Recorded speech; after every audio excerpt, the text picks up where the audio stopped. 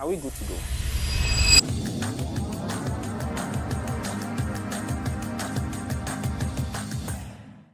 We'll be moving straight to the session where I get to learn, where the audience also get to like learn from you about your art, literature, books, and all of that. And I'm also very interested because, like I mentioned, I can count the number of books I've read. I've read Rich Man Poor Dad. Rich Dad Poor Dad. I said Rich, Rich Dad Poor Dad. Oh, okay. I've read. I want to say typical. Yes. So you don't read African literature? I read Half of a Yellow Sun. Okay. I tried. Interesting. Yes, I tried. And when we say African literature, I'm not saying people would call novels literature. Okay. I'm just saying that category, there is American literature, there is Asian literature, and all of those things. Okay. I'm not saying everything tied to African literature, say non-fiction, say fiction, and all of those things. So that was why I said African literature. Yeah. Okay, so I'm even like, before I finish this question, I was trying to remember that I actually had interest for reading a while back. I think before the issues of life, affairs of life. Now we are juggling work and all of that. So I could remember some book then. Have you read Sizwe Banzi is Dead? Yes. It's actually a play. Yeah, that was my dad's favorite. Author Fugad. I've forgotten. But he made us read that book, like Sizwe Banzi is Dead. Yeah. And I think my literature best book of all time right now is The Palm Wine Drunkard. Amos Tutuola. I don't know the name, Amos but Tutuola. I so much loved that book. Now, I think maybe that part of me, I maybe killed it. And I hope maybe at the end of this our conversation, maybe you'd revive it. One thing is, I think as we go through life, we always have priorities. Yes. When I was growing, what I did was sing. I was a part of the choir when I was in secondary school. I would sing. While I was singing, I was drumming. But now, if you asked me that, what do I actively do? It's reading, poetry, advocacy, and all of those things. So you have to, it gets to a point, let's not lie, that you move from, that's why I say people, as a person you change, you move from this person that you used to be, and then you move to, as much as, this is actually philosophical, people will say that people don't change, a leopard does not change his skin and all of those things. There's an element of how people do not change. Somebody can be a type of way for years, but people still change too, because some parts of life can actually afford you the chance to do some things. And then when you are moving through, say, adulthood or something just changed, career change, location change, and all of those things, they will just affect some changes to your life. And you get to see people saying that, oh, I used to read, but I don't know, because of my career, I work in 9 to 5. You work 9 to 5 in a place like Lagos now. You are beating traffic, you are trying to fight for your mental health, all of those things. All of these things actually affect, some of the things that you eventually get to do. Now, let me get your question correctly. Do you want to get back into reading or what? Okay, so let me start with this question.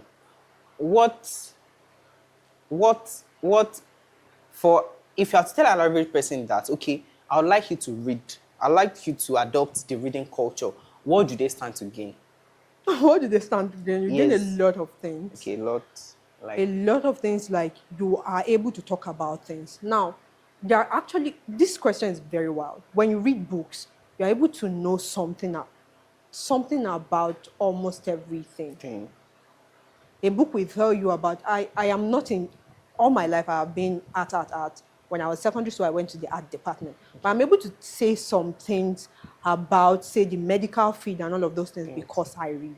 It tells you about, you pick a certain book and it will break something like endometriosis to you. I get to read it in people's experience and it breaks it down to you. You have that awareness. So reading actually makes you know something about everything. Finance.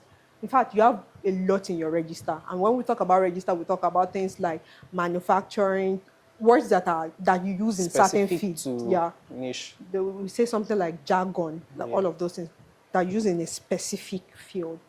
Reading allows you to, when you build communities through reading, you find your community. Like You're able to say that, oh, I was able to read 5 books. You talk about the book. You see different perspectives. But you're thinking about a particular thing. Yes. Another person is telling you something else about it. And you see like, oh, there are varying perspectives. And it broadens your mind. What books do to you is actually, it broadens your mind. Okay. It makes you see things in different perspectives. Something that you've experienced personally, when you read it to another person, maybe a writer is trying to write about it in another person's POV. Say, a character in a book, say, Tolu Lope is experiencing the same thing as you. One, in some instances, you see that you are not alone. Yes. And we always find that comfort that, oh, I am not alone. They're actually talking about somebody else going through this. Yes. Or sometimes you look at it from your own perspective because of your own realities. Yes. Your own realities actually make you see it a certain type of way. Yes. But when you see it from another, the same happening, something that happened to you, it happened to somebody else. You're not saying that, okay, it actually happens to somebody else in a different perspective. Or in a different light. So it just broadens it. So you stand to gain a lot, honestly. You stand to gain a lot. Community, broadening your perspective. Sharpens your registers. Yeah, all of those things. Okay. So, and I would say that, thank you for that. It actually reading broadens your mind. I think I'm losing some touch, and this is honest. I'm telling you this with all sincerity. When I was in school, I used to write, and I used to read but romantic novels. I think we all did. No, I didn't. You did not? I did not do Mills and Bones. I did not do... I know, I remember Harlequin series. I did not do Harlequin. I wanted to mention Harlequin. Okay, so and that, my use of words, my registers, everything, it was really on point. Communication, all of that. But now, I really don't care about those things. But you should care about those things. I will care. I'm even starting to care. Do you get? Yeah. So people say that who you listen to influences you.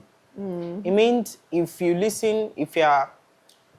you are under a particular pastor, because you listen to their sermon, it could influence you, right? Don't you think reading can also influence you negatively? Now, because you mentioned that a writer would write based on their own exposure, their own experience. Do you get? And honestly, there's no one size fits all. This question is in two, and I don't want to mix it together. So let me just go straight. So, being with somebody for a long time, they can influence you negatively and positively. So do you think reading can also influence you negatively? I'm going to start with, I have a friend, and when we talk, we say that you will definitely face the consequences of your actions and your inactions. Okay. So if you choose not to read, you are focusing on something else. Okay. You are focusing on something else. See, actions or inactions. If you're saying, I don't want to read, reading is an action. Yes. Now you're saying you don't want to read, that's an inaction. You're not doing anything. You will still face the consequences of your inactions. You will still bear the brunt of not reading. Okay. So back to, maybe you'll be influenced or whatever. Yes. There are things in life that are capable of influencing you. Okay. The things you listen to, the things you read, the people around you, all of basically socialization, how you socialize. They have ways of influencing you, basically. So why are we now narrowing it down to books? When you say that, oh, are you not scared? Are you not scared that the book you are reading is going to influence you?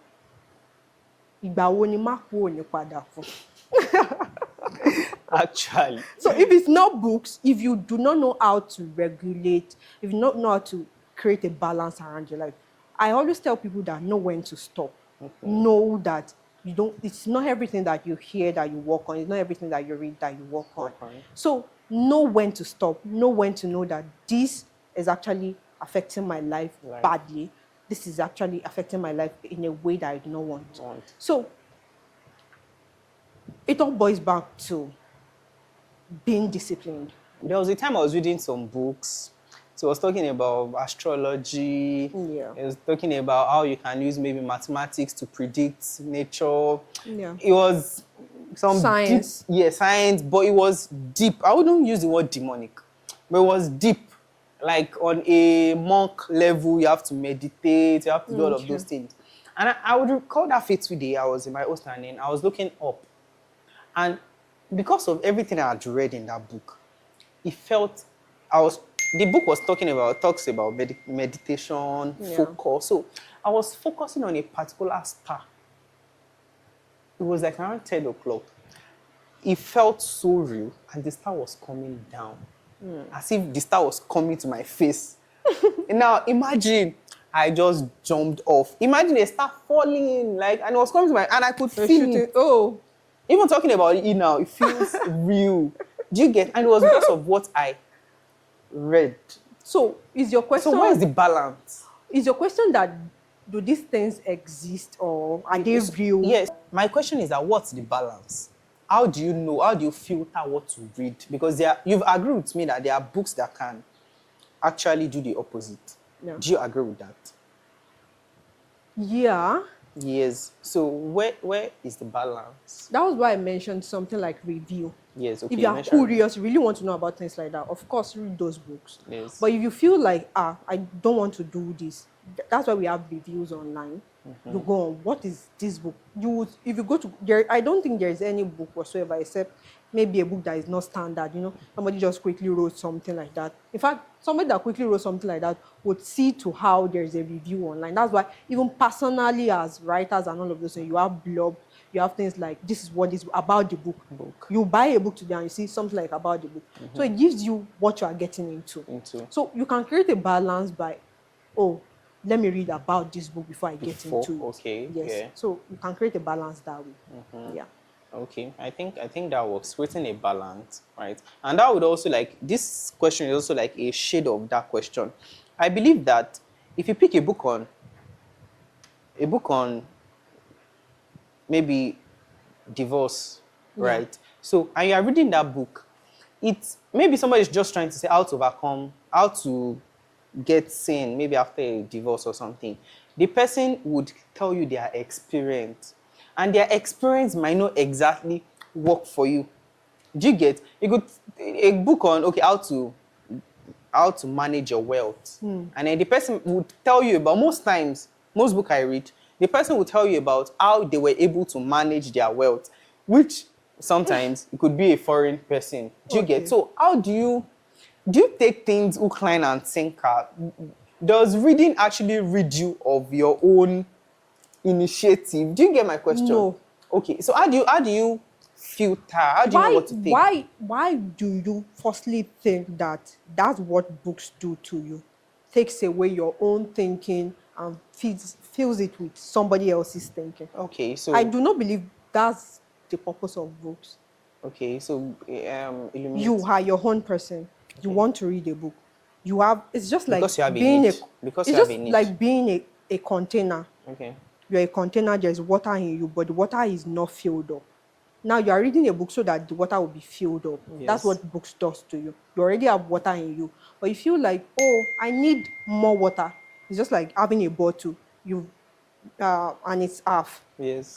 Now, reading a book is like having somebody pour water into you. It's not like you are completely empty. Okay. I don't believe a reader is empty. You are not empty as a reader. So it's just like somebody pouring into you. And the interesting thing about this analogy I'm giving you is some people have filters. It is not just anyhow water that enters them. They have filter at the very neck of the water. So whatever is getting into the bottle, whatever is getting into them gets filtered before it gets into the bottle. So I really do not believe that you are empty as a reader. Okay. Does that analogy answer your question? No, he answers.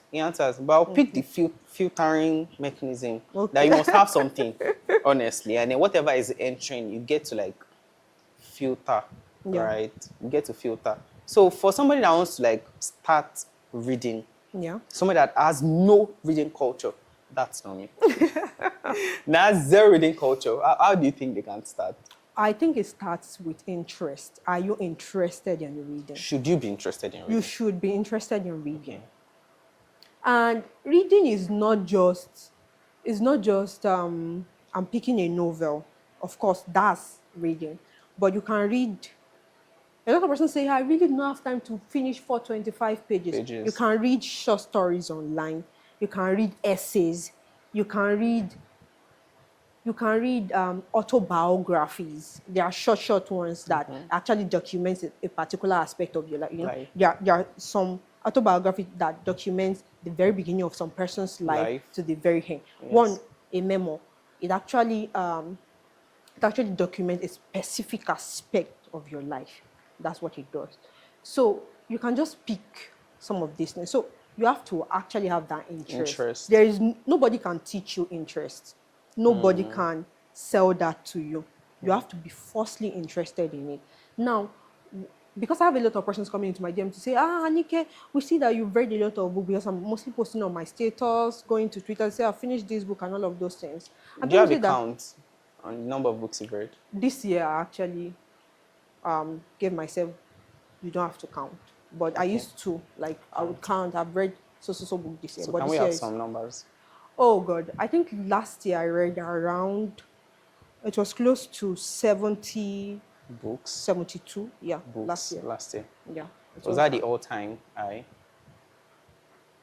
Like the one, what I'm saying, what I said earlier was, I read.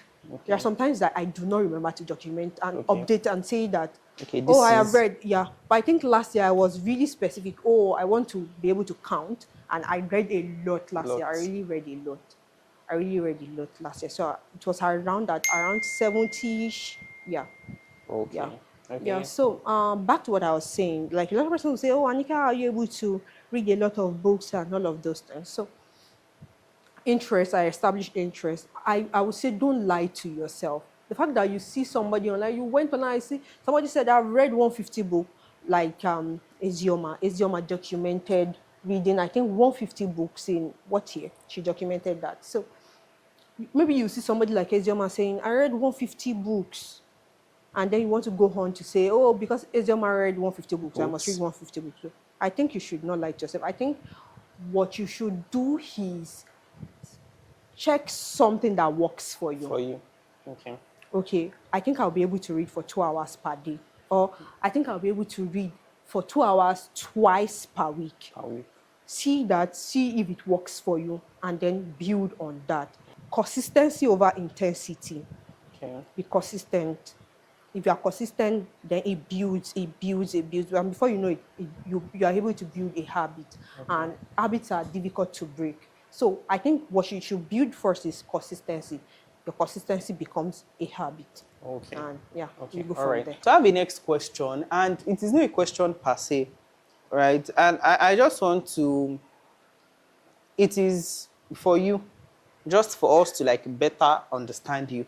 I don't think you've exactly introduced yourself in terms of your art. For example, I'm Anike, and I host this. Okay. I host specific. that. Yes, and then it's been general. it's been general. And then I've written books. I've authored Shekere. I love that you know about Shekere. Yes. So the gospel of Shekere. Yes. So and all of that. Did you get? So I would just like to things I do, like specific, driving it home to what I do specifically. Yes. Okay. So I am a paid poet. Last year I was actually paid poet. Page poet. There's a difference between performance poetry. Page, you're writing, it's published on a book. Okay. You get to read it. You see a book. A page poet. Yeah. But I think you are both a page poet and a performance poet. You said I should take a small. Okay, all right. Because I'm trying to remember, I've seen some of your videos online. Okay, all right, I'll be too. I'm taking it small, more TV, more legend. Okay, all right. So, I'm a paid poet. I was published last year by Paradise Gatehouse. Okay. You will see, I think it's the 5th one or the 6th one. Yeah, the 6th one. If you get that book, it's the 6th poem. You'll find me there. Okay. I am a performance poet. I recently, Poets actually published my work recently. Okay. That Shekere is on Spotify. Shekere. Shekere. I am a song by my, yeah. It was a song? I'm trying to recite the lines, but I'm not going to give you that. No, give us. No.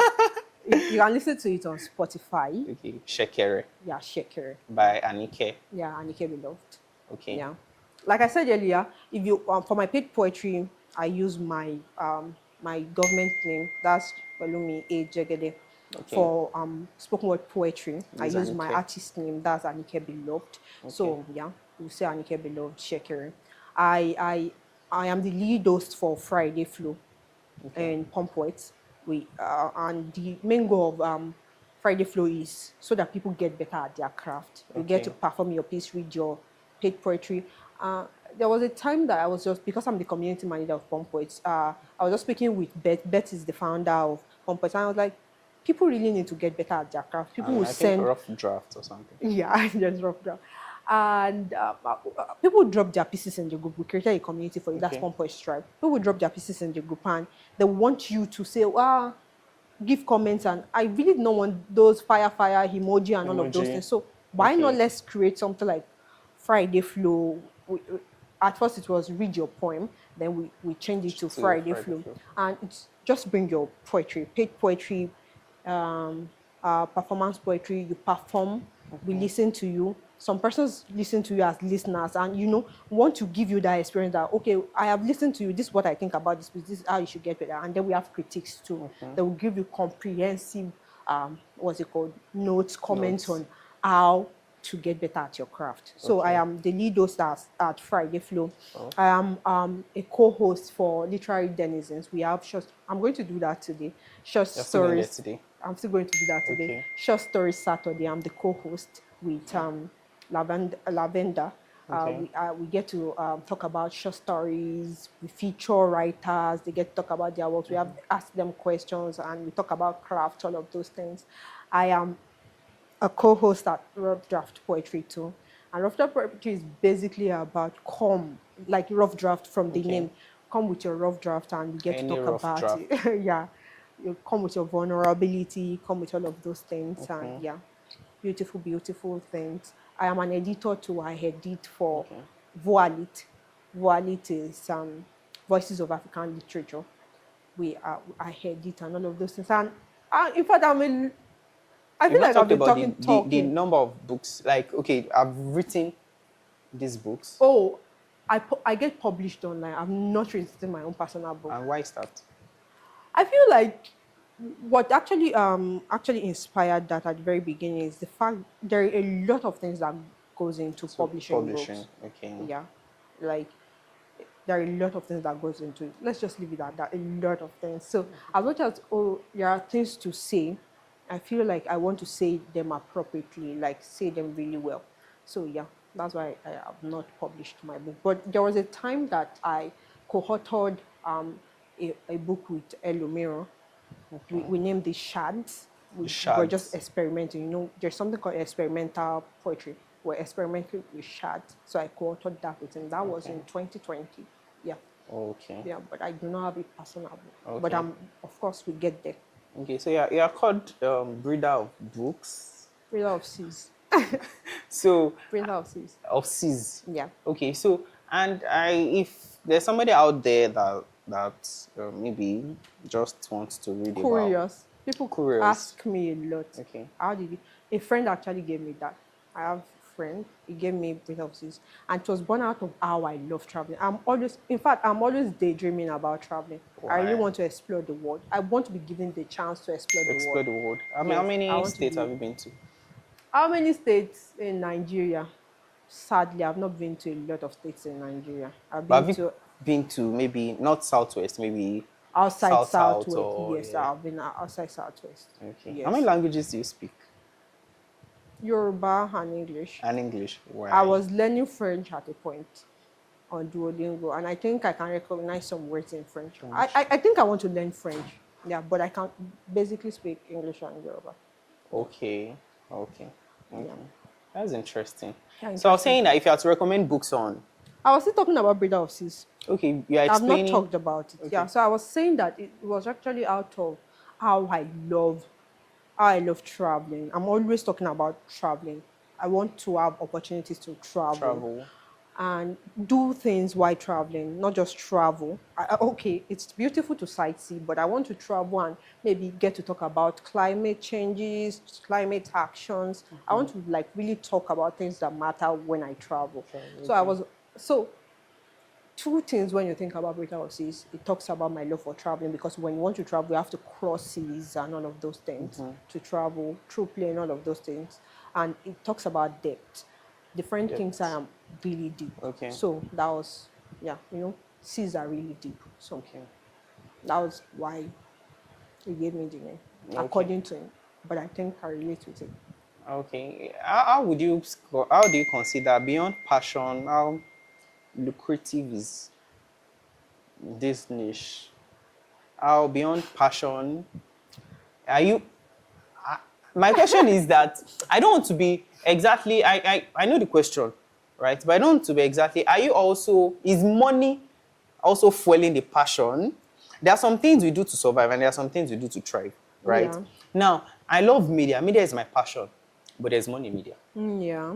So do you consider this as the same, like literature, books, and all of that? Do you think, finding as much as you're passionate about it, if you had to look at maybe money in that industry, somebody might want to just not go into it? So. Yes, true. Yeah, I think a lot of persons talk about it a lot. And I feel like this question is really, really more than something I can answer with two sentences, or it's a lot. Because a lot of times, there was a particular writer that I was reading on X that talked about how he has not earned a lot of money from. People have read the book. A lot of persons will talk about this book. I really don't want to mention the book now. It's a really popular book. But people say, I've read this book. A lot of persons say, book club will say they've read the book. And there was a time that I was talking about how much he has earned from that book. And it's not a lot of money. I was recently reading about how somebody said that this recent book by, I don't know how true it is, but I saw it. I was just scrolling through X. This popular book by Chimamanda Adichie. This recent book, Dream Count, the recent one. The person said Dream Count has not sold up to 5,000 copies in Nigeria. And that was really, really shocking. So if you really want to look at, let me not lie to you, I am in this art for passion. I was recently speaking with a friend, and somebody said, oh, Anike, we need an editor for this book. And I was like, oh, I do that, I edit. And when this person was speaking with me, they were like, please, charge, I know this person is a student and all of those things. And I was just talking about how that's how it is most of the time. Like, a lot of persons expecting you. I'm not talking about this specific case now. I'm not saying that this specific. I'm just saying that there are cases where you have to do some of these things pro bono. You are not even charging. You get called to come and edit and all of this. You are not paid anything for it. And I was speaking with my friend. I said, I have actually, if I should, because I've been in the creative space for a while now, I have actually sewn into this space. I've really, really sewn into this space. So it's just about passion. When you say you've sewn into something without actually expecting, there are some seeds that you actually sow that it takes a lot of years for them to germinate. Do you understand? So when you do something like that, you're not even sure when you start reaping from it. You're not even sure when you start getting a lot of money from it. You have to be passionate about that and to still stick with that and not say, I want to change, I want to pivot to something else. Okay. So, yeah. Okay, all right. Why did you think you were, when I sent you a message that, okay, I'd like to host you on my podcast, what came to mind? Were you like this, that, okay, why me? What came to mind was, okay, was it something you looked forward to? Yeah. Okay, and why is that? I'm actually somebody that looks forward to talking. I love talking. I'm not talkative, but I love talking, especially when it gets to matters that matter.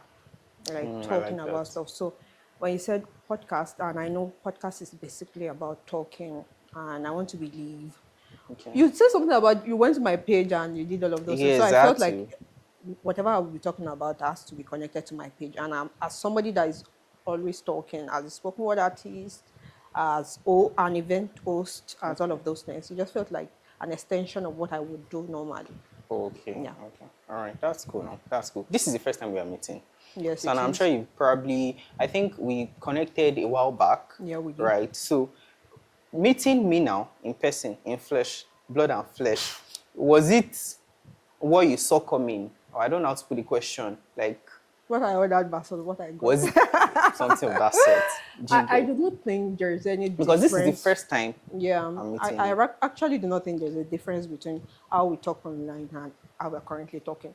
There are some persons that you meet that you feel like meeting them physically is just an extension of everything you've been doing online. And I feel the same way about you.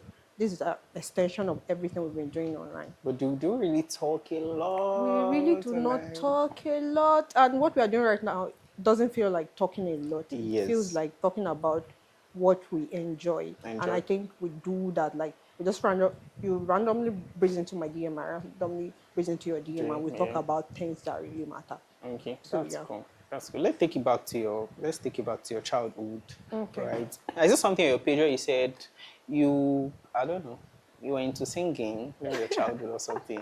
Right. I was actually into a lot of things as a child. Okay. Yeah. Singing, drumming. You drum? Yes. Is it agbamole or is it go-go? Drum set. Drum set? Yeah. Wow. In fact, when I served, I was the secretary for NCCF during my service year. I would drum sometimes, even though it was not like when I was growing up. I was really, really, the talent was there. Oh, that eagerness. Okay. You feel like you can do this. Nobody taught you how to do it. So there was this eagerness to always want to drum, know, just to see what you can do. Okay. So even now that I really do not do it like over and over again, it's still something I do once there is a need for it. Yeah. Okay. So you were about to ask a question about singing. About childhood. No, childhood. Then okay, I mentioned, talking about my childhood. Yes, I was growing up like for you. That's okay. I was growing up like for me. Growing up was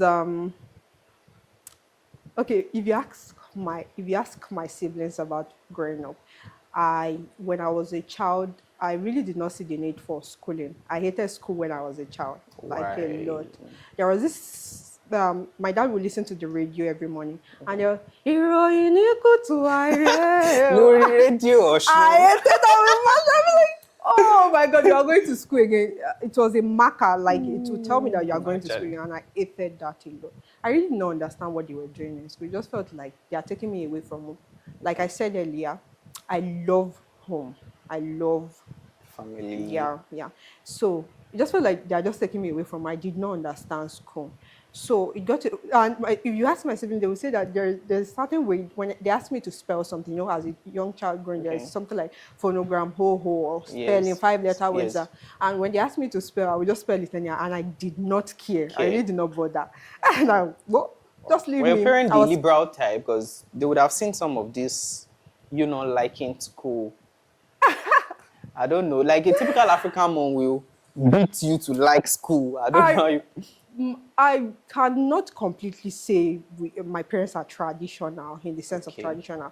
In most homes, your dad will not be able to enter the kitchen, help you with maybe cutting vegetables and all of those things. My dad would help us with that. My dad would cook for us, all of those things. So as much as I can't say they are liberal, there are some things that my mom will not want you to do. I can even cite examples of, I could remember when I was, when I was a teenager, there are things like, let us go for this praise concert, all of these things. My mom will expressly tell you that 6 o'clock, you must be home. If you are not home by 6 o'clock, you will see shege. So as much as there's that part to them, they have their rules, they want you to stick to.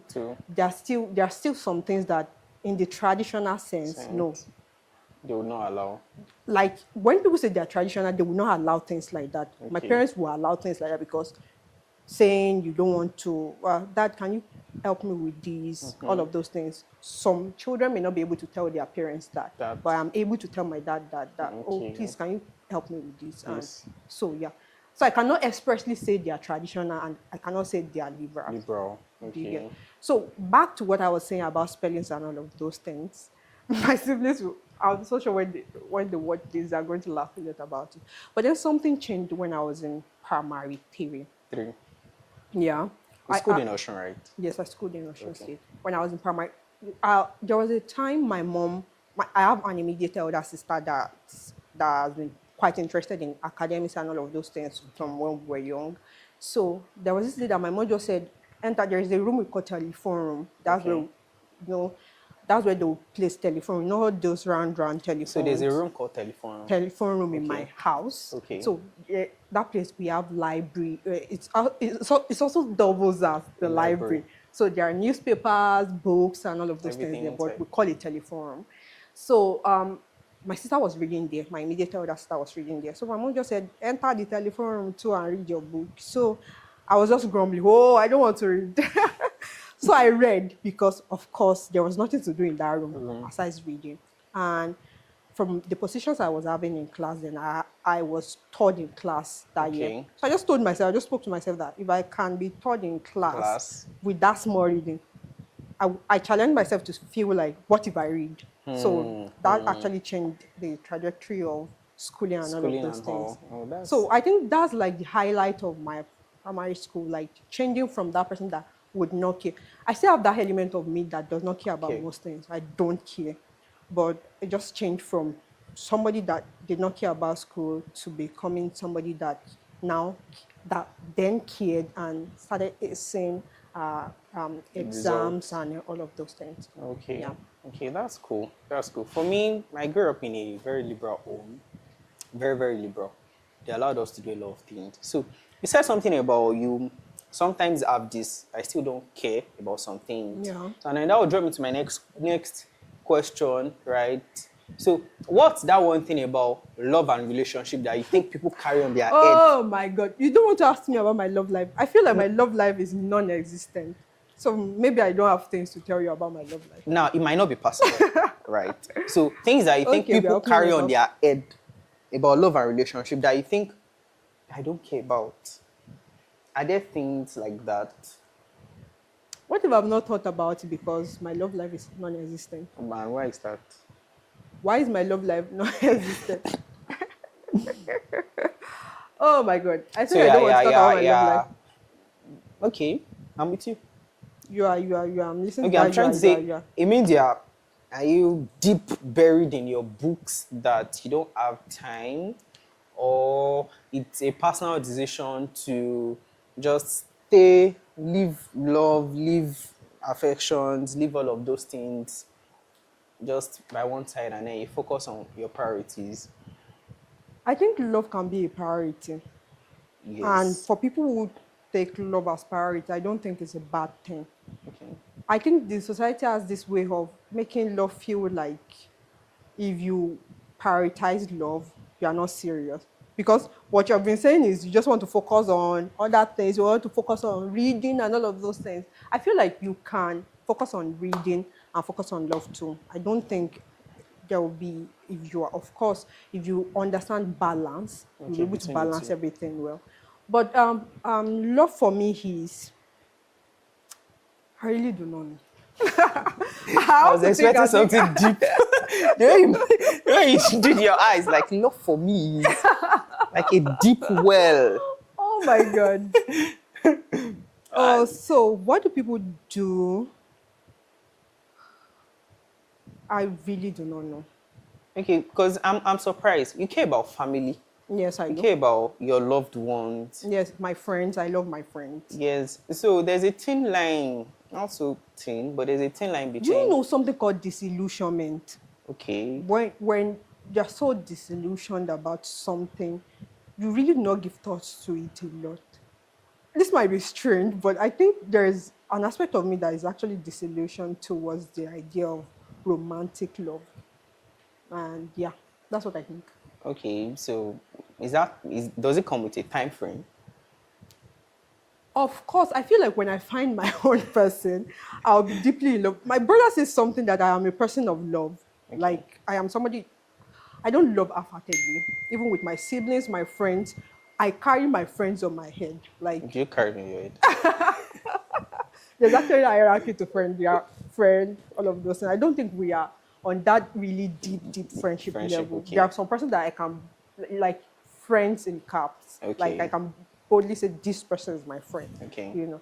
But I think we relate on, okay, once. Okay. I feel like we are friends. I can tell you anything. I can ring you up at any time and tell you whatever I want to tell you. But we don't share that relationship. Yes, you get that. Yes. So, yeah, I carry my friends on my, and I carry my family members on my head. And My brother would, when I tell my brother that I feel like because it's not the fact that I'm telling you that I don't know about love right now does not mean that I do not think about it. I would sometimes speak with my brother and say that this is what I think about love. I think I am disillusioned. And he will consistently tell me that, consistently tell me that you're a person of love. And he thinks when I meet my own person, it will show that, oh, this person is a person of love. So that's what I really think about it. I don't think there's a time frame. I just feel like when I meet my person, yeah, lover gay era, it will come out. Oh. It will show. Okay. I find that a bit surprising. Why? Why? Because I think we are kind of opposite, somewhat.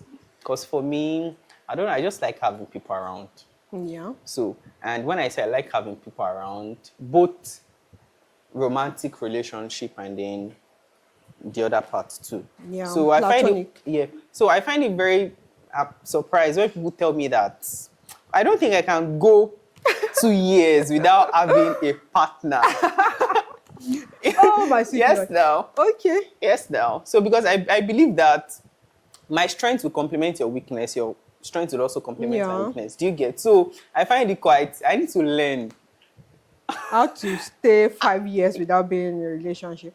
So 5 years. No, I'm asking. You said that you need to learn. Yeah, 2 years. You have to stay like a long period of time without being in a relationship, right? Yeah. Right. That's interesting. Yeah. How many? It is not have to. When you say have to, it seems like there's a rule or there's a law around it. It's just about being yourself, knowing who you are, relating with people based off who you are. So it's not like there's a rule somewhere. It's not like somebody wrote a rule for me that don't date, don't be in a relationship. Okay. Yeah, there's no rule. But you said you just not exactly found the... Yeah, my own person. Okay. We are not searching to... Maybe I am. I don't know. Should we cut that part out? I don't know. Maybe I am. I said it like... Okay. What were you expecting? No, I don't know. Maybe you want us to censor that part. Or... You want to come up about? Okay, so you mentioned your siblings, right? And then I think I saw some posts on Instagram where I think you guys went out and all of that. How many siblings do you have? We are 6. 7. Not 7, 6. 6. Yeah. Are you the youngest? I don't like saying that on camera, but yes, I am. I was there. Yeah, I really don't like that because I feel like there are a lot of things tied to being the youngest sibling. They feel like younger siblings are entitled, younger siblings are this or that. So I hardly introduce myself as, and people find it unbelievable when they get to know that I'm the youngest sibling. But yeah, I am the youngest sibling. Okay. So you said 6 youngest siblings. You're closer to which of them? I'm actually close to my siblings, but I would say closer because you used "ah." That would be my immediate elder sibling. Elder sister? Yeah, immediate elder sister. Okay, so how many guys, how many girls? 2 guys, 4 girls. 4 girls. Oh, that's cool. So how is Ibadan? I think you just settled in Ibadan. Like how many? Yeah, actually, Ibadan has been a second home. So Osun is the first home? Yeah, Osun State. Then I think Ibadan is more home than Osun. The reason Ibadan is more home, why you think Ibadan is more home is I have siblings here and I can just enter their homes anytime. I can leave my brother's house, go to my sister's house. But Osun State is home, so my parents are there and it's home. Okay, so how is Ibadan? I think you spend most of your life in Osun, right? Yeah, I schooled in Osun. Yes. Yeah, secondary school, primary school, all of those. University elsewhere, and then after school, Ibadan. It's been Ibadan major. Yeah. And so compared to Osun, do you think Ibadan is maybe accommodating and all of that? Yeah, I think so because if I were to be, something made me leave Osun State, and I think it's the something fact that private. No. Like if I'm trying to say that if Osun could afford or could provide me with what made me leave. Okay, you would not have I would not have left. So basically, what I'm looking for is currently in Ibadan. I'm hoping Lagos very soon too. Very soon. Okay. Yeah. So you mentioned something about church, religion. You mentioned something in particular. NCCF. Yeah, NCCF, right? And I'm not joking. You don't exactly strike me as... A church person. Yes. Why? Why? I don't know. There's Why? a level. I really need to know why. Someone was telling me that simulation in Canada, he decided to go and stay in one forest. Him all alone. Okay, I am art personified. Yes, so I'm expecting a sort of... People, I have a lot of friends. Do you know, I'm honestly excited about this. Beyond the fact that I'm shooting a podcast, I honestly want to tap into the wealth of what you've built for yourself in terms of reading, literature, and all of that, right? Okay. So, and I've met a lot of people that read a lot, and I tend to notice they just have this dysfunctional character or Why something. is it dysfunctional? It's not... Because they are agnostic, they are... What? You think it's dysfunctional? You could... Okay, for example now, somebody can say, okay, because of... Okay, now I don't want to hurt anybody, and then I think I don't want to give birth. Okay. Yes. Okay, so I can have thoughts like I don't want to get married, I don't want to give birth. And it actually questions the status quo. Yes, that's why it's dysfunctional. Yes. Hey, is it not? Is it not? Interesting take. Yes, now, is it not? It's against the norm now. Wow. Okay. Okay, do you have some norms that are norms for you but are not norms for? But let's not go there yet. A lot of questions. So let's focus on one. That's why I trying said... to ask me about my faith, yeah? Yes. Okay, let's go back to that. Yes, so I have a lot of questions, right? So... Your podcast wants to open my bomb. No, let's go there. It won't. And I don't want you to exactly... You can feel free to shield, right? But what you don't want to shield, I would love to know, right? So I said you don't exactly strike me as... Because I am an art personified person. I do poetry, I read books, I have takes on things, feminism, all of those things. Yeah, and then I went through your page too. I didn't see any...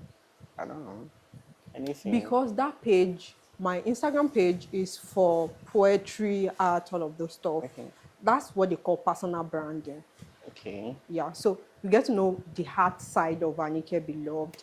You get to know about poetry. You get to know about advocacy and all of those things. But I talk about God.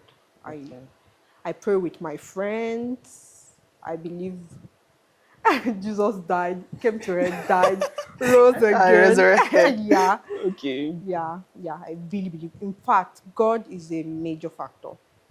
I don't joke with God. Okay. I was recently speaking with my friend. I was in a space where I couldn't go to church because it was another place. And when I went to a particular church, what they were really preaching there was not what I believe in. There are doctrines and all of those things. And I actually wanted to go to church because you have to go to the...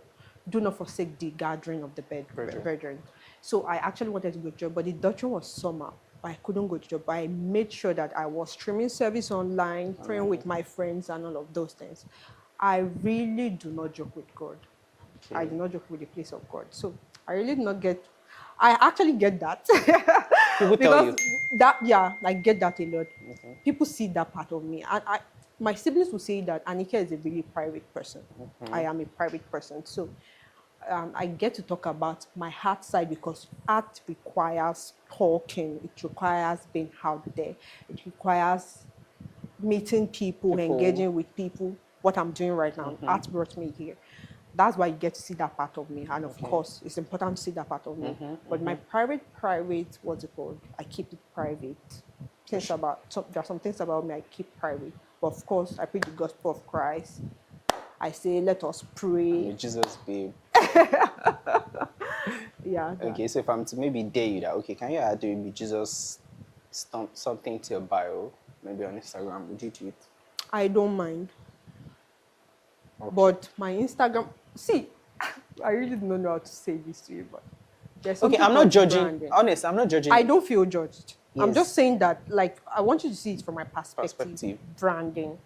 I would normally not have spaces like that, say Instagram, Twitter, even for the fact that I want to talk about art. I want to talk about all of these things. Yes. The reason why I have those pages, all of these things, is because I want to talk about art and all of those things. I can actually create another page talking about face-based stuff and all of those things. Do you get it? Yes. So it's just personal branding. That's why it seems like that. Okay. Yeah. No, my question is exactly not bad because branding, some people can, for my own page now, when you come to my page, I add everything about myself. Of course, there are things that would be private, but everything about myself, I try to like put it. So I don't have a separate page for faith, separate page for media or anything. I put everything together. I actually want to say that if you had a separate page for media, everything there will be media, correct? Yes. So that's the page you saw, that's what it is. Art, all of those things. Okay. Spoken word poetry, advocacy. Okay. Yeah. So I asked the question that you mentioned that so many people, like when they see you, they also like say, okay, are you a Christian, this and that. So are there other things you think people don't see me?